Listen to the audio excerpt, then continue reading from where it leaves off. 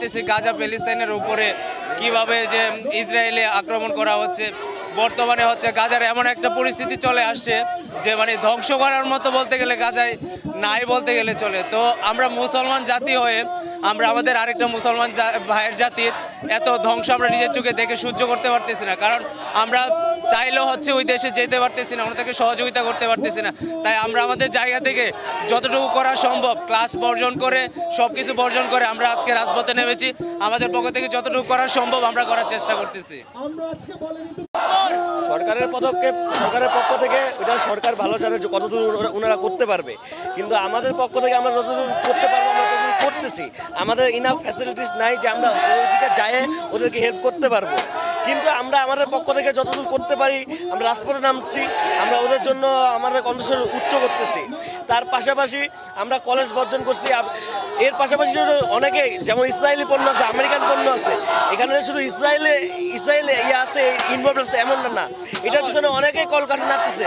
বড় একটা কলকাতায় অবশ্যই আমেরিকা আছে, এটা আমরা জানি, এটা সত্য।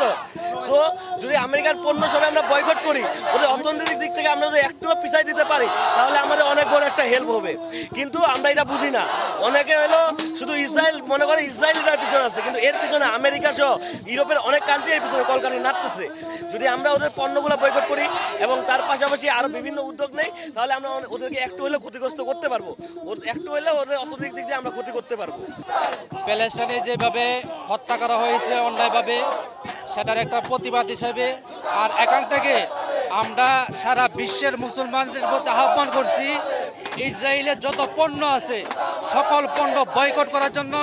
তাদের সকলগত বয়কটের মাধ্যমে আমরা ইসরায়েলকে পরাস্ত করব এবং আমরা যদি সামর্থ্য থাকে আমরা ইসরায়েলে পৌঁছে যাওয়ার ব্যবস্থা যদি সরকার আমাদেরকে করে দেয়, আমরা ওইখানে গিয়েও আমরা ইসরায়েলের সাথে লড়াই করে তাদেরকে পরাজিত করতে চাই। ফিলিস্তিনের শিশুরা তারা ইফতার করছে গাছ দিয়ে, তারা খুব কষ্টে আছে, অনেক শিশুরা মরছে, এই জন্য আমরা আসছি।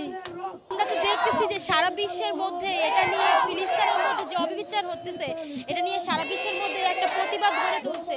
তো আমাদেরও এরকম skill no work no study, এই ক্ষেত্রে আমরা সবাই যে যার পড়ালেখা বা যে যার কাজ বাদ দিয়ে এখানে প্রতিবাদের জন্য আসছি, যেন আমাদের ভাই বোনদের অন্তত এখানে একটু হলো সহযোগিতা করতে পারি। বিশ্ব এগিয়ে আসা মানে জাতিসংঘ এগিয়ে আসা, ব্যাপারটা এরকমই ছিল, কিন্তু পক্ষান্তরে দেখলাম যে জাতিসংঘের নীরব, আমরা এগিয়ে আসছি। আমাদের আগানো চাষ আমাদের একটা আবেগের বিষয়, এখানে আমাদের কোনো এফেক্ট ইসরায়েল বা ফিলিস্তিনে পড়বে না। যাদের পড়বে তারা চুপচাপ, এটা আমাদের উদ্বেগ, এবার আমার কষ্টের কারণ। তাদেরকে বলতে চাই তারা ক্ষমতাধর, তাদের যখন বাসা খাওয়া থাকার অধিকার আছে, এসব ফিলিস্তিনি নিরপরাধ এসব শিশু ও পরিবার মানুষদেরও থাকা খাওয়া বাসা থাকার অধিকার আছে। আমি তাকে অনুরোধ করব, আসুন রক্ত নয় আমরা সমঝোতা ও শান্তির মাধ্যমে বিশ্বের শান্তি প্রতিষ্ঠা করতে পারি। তাদের দিক থেকে তাদের কষ্ট যেন গায়ে না লাগে, নিজের শরীরে একটা সুচ ফুটে দেখেন কষ্টটা কেমন লাগে। তাদের বোমার আঘাতে আকাশে তাদের লাশ উঠতেছে, এটা মমত এ জাতি এটা দেখতে চায় না, আমরাও দেখতে চাই না। তার সঙ্গে তাদের বাঁচার এবং তাদের ভবিষ্যৎ নিশ্চিত করার জন্য করজোরে সারা বিশ্বের পক্ষ থেকে করজোরে অনুরোধ করছি, আমরা বাঙালির পক্ষ থেকে অনুরোধ করছি তারা যেন বিষয়টি দেখে। বারবার বলছি আমাদের এটা কিন্তু ইসরায়েল ও ফিলিস্তিনকে জানানোর জন্য না, আমাদের জানানোর ইচ্ছা হলো জাতিসংঘ এবং আমেরিকাকে, তারাই পারে এর একটা সুন্দর এবং সুষ্ঠু সমাধান আনতে। ফিলিস্তিনের পক্ষে আসছি মুসলমানের জন্য।